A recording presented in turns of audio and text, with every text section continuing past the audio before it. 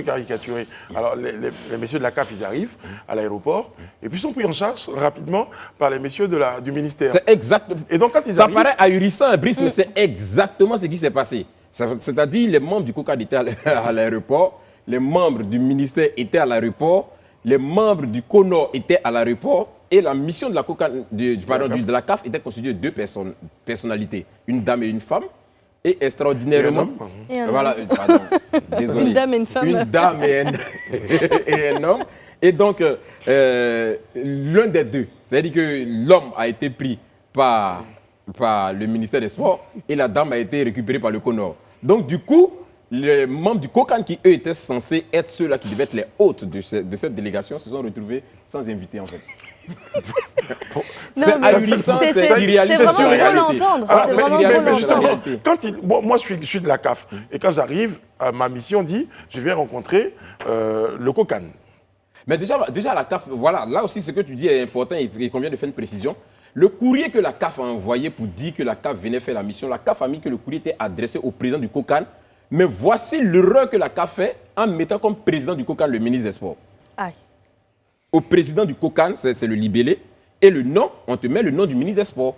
Et le courrier se retrouve au ministère des Sports. Mais est-ce qu'on parle vraiment d'une erreur? Parce que, justement, pour une institution non, de cette taille-là... C'est une erreur, d'autant plus que le président du COCAN, ce n'est pas le ministre des Sports. Voilà, Exactement. c'est pas le ministre des Sports. Oui, non, enfin, qui est erreur ou pas erreur, moi je veux dire, pour moi, on ne doit pas s'arrêter là-dessus. Parce que le plus important, c'est que la CAF s'adresse quand même à la Côte d'Ivoire. Bien sûr. Et la Côte d'Ivoire, je veux dire que les instances les plus représentatives de notre sport national, c'est le ministère. C'était maintenant au ministère de se rendre bien compte que, écoutez, les gars, ils ont besoin aussi de parler au COCAN. Donc, ils vont parler au ministère, mais il faut qu'ils parlent au COCAN. C'était au ministère d'inviter le COCAN à participer justement à la mission. Mais j'allais poursuivre ma caricature depuis l'aéroport où on est pris en charge, on arrive à l'hôtel, à la réunion. Moi, je suis la CAF, je demande, where is the COCAN? Où est le COCAN? Tout à fait. Non, mais ils n'ont pas besoin. Parce qu'ils ont fait un courrier dans lequel ils mettent... Parce qu'il faut savoir justement, est-ce que dans leur esprit, parce qu'on a vu la partie où ils mettent, je sais pas, c'est entre parenthèses, si dans leur esprit, ça veut dire, nous, on parle au ministère parce qu'il s'adresse quand même à l'État, mais on souhaiterait aussi que le COCAN soit là. Peut-être c'est ce que ça veut dire. Mais là même, ne nous arrêtons pas là-dessus.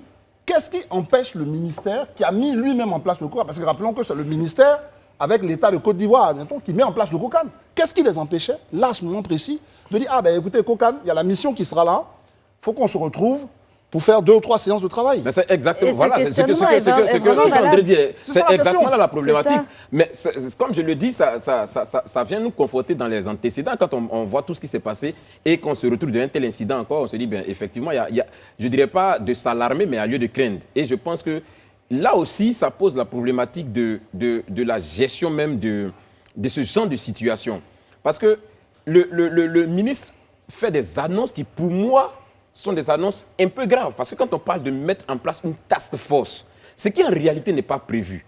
Le COCAN a pour responsable, ou le décret qui crée le COCAN dit que le COCAN est en charge de l'organisation de la CAN 2023. Donc tout ce qui rentre dans l'organisation de la CAN en réalité est du COCAN. Mais quand on parle d'une task force qu'on veut mettre en place et dont la mission sera de suivre un chronogramme sera établi en vue d'aboutir à l'organisation pratique de la CAN, c'est comme si on faisait une mission parallèle à un COCAN qui est déjà existant. Et c'est là qu'on se pose la question. Et c'est ce qu'on ne comprend pas. Et c'est là où prend pertinent justement la question d'Alain, parce qu'on se dit, bon, ce bras de fer, d'accord, on le voit, mais à quoi est-ce que ça rime? Qu'est-ce qui motive un tel bras de fer quand on sait que les cahiers de charges sont déjà bien définis? On sait que le ministère des Sports a bien ses prérogatives et que le COCAN, sur sa mission, a des prérogatives qui sont clairement définies. Permettez-moi de répondre à votre question avec une question. Qu'est-ce qui motive? L'argent? C'est justement ce qu'on se dirait. Mais il n'y a pas que l'argent. Il n'y a pas que l'argent. Les membres du COCAN, enfin ceux qui participent au comité d'organisation, ne sont pas payés. Ils ont des frais de mission, mais ils ne sont pas payés. Ils n'ont pas de salaire. Au-delà de l'argent, il y a également, on peut supposer, l'honneur, le prestige, voilà, exactement, de faire partie de cette organisation. La vraie question qu'on se pose, c'est que tout cet imbroglio, est-ce que ça ne perturbe pas un tout petit peu? Vous avez plus ou moins répondu à cela. Forcément, vous avez envie de me dire l'organisation de la CAN à venir. Non, mais je suis entièrement d'avis avec tout cet imbroglio-là ne doit pas avoir lieu en réalité. C'est-à-dire que Ryan a dit tout à l'heure, comment on appelle ça? On est à la veille et tu t'es surpris de dire non, comme la veille, mais on est vraiment à la veille. Parce que là, la CAN est censée en réalité si on doit tenir compte du chronogramme établi par la CAF en janvier 2023, c'est-à-dire qu'on a exactement une année pour pouvoir être prêt. Ça passe bon, je ne vite. dirais même pas une année, on a 6 mois, comme la directrice de l'ONS a dit, pour être prêt.